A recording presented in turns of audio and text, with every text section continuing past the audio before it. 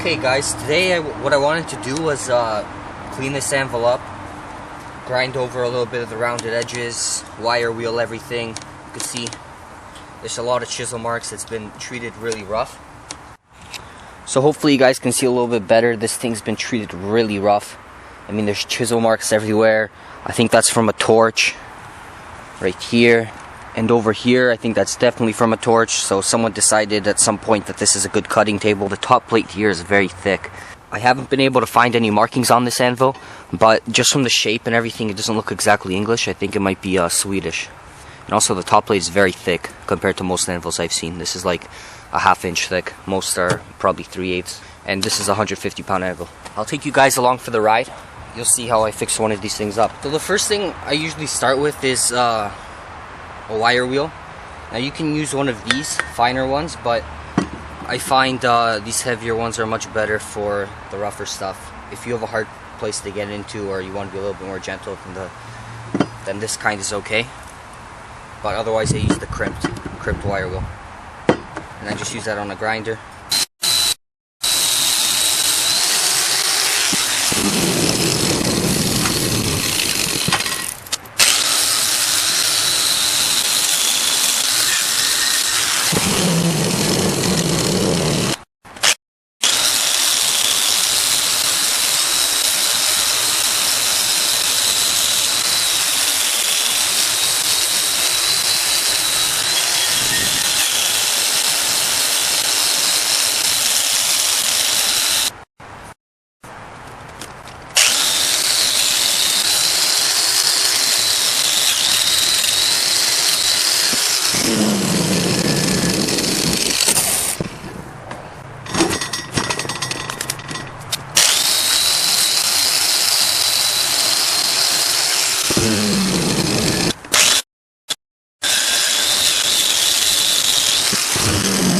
I believe this was drop forged or cast, but probably drop forged, because over here you can see the flash. So if this was forged in 2 halves, the little bit of bulging material will come out here. And this is another reason why I think it was Swedish, because there was one Swedish maker at least that drop forged their anvils.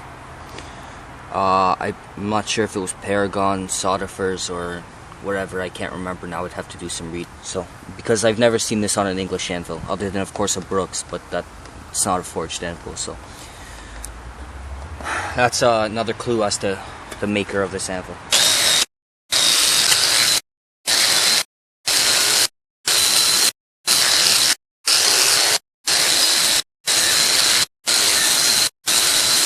So again, over here you guys can see the flash.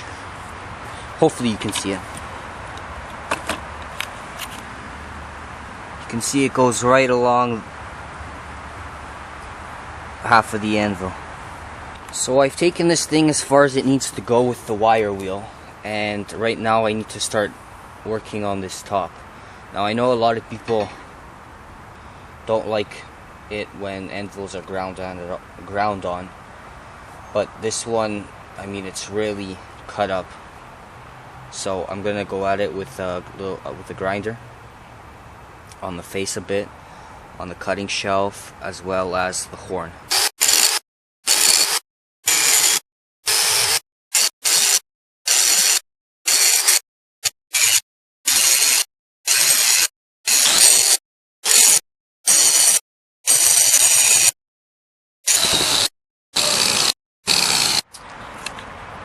So I've gone, I think, as far as I'm willing to go with the grinding wheel, and I've put on the flap disc, and I'm gonna go at it with that right now.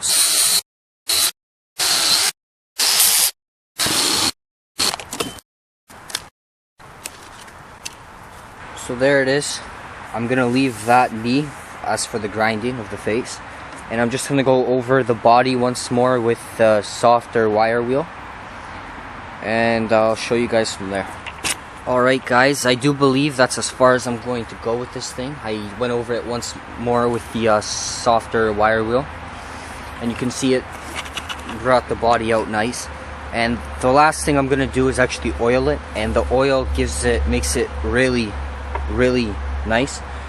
it takes away all the orange rust, which it's really hard to get into the spots and everything, so the oil kind of mixes with it and darkens it, and it darkens the entire thing, makes it look real nice. And one more thing I'd like to say about this thing, which I forgot to mention when grinding it, is I know a lot of people don't like it when they see an anvil that's been ground on, especially like an old wrought iron and steel face one.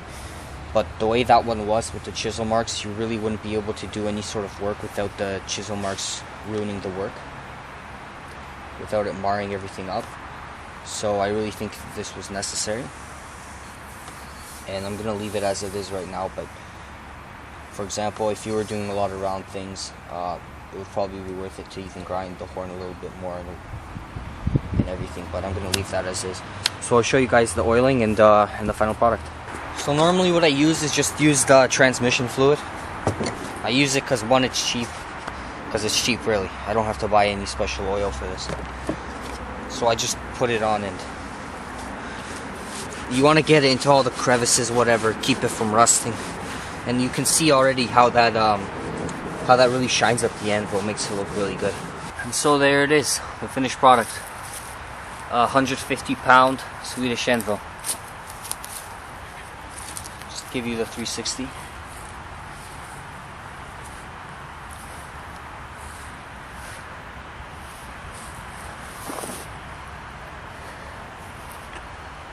And that's it. Well, while I have your guys' attention, what I'd like to say is that right now I'm renting out a space for a shop, and so I'm setting up and I'm getting all that kind of stuff done. And it's gonna take a little bit because I have to work everything out with insurances and whatnot.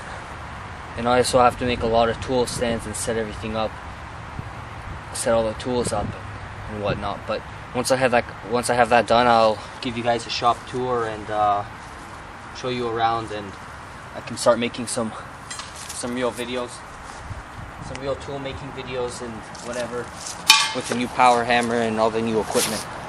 So thanks a lot for watching, guys, and I hope you enjoy the future videos. And yeah, don't forget to like this video and subscribe.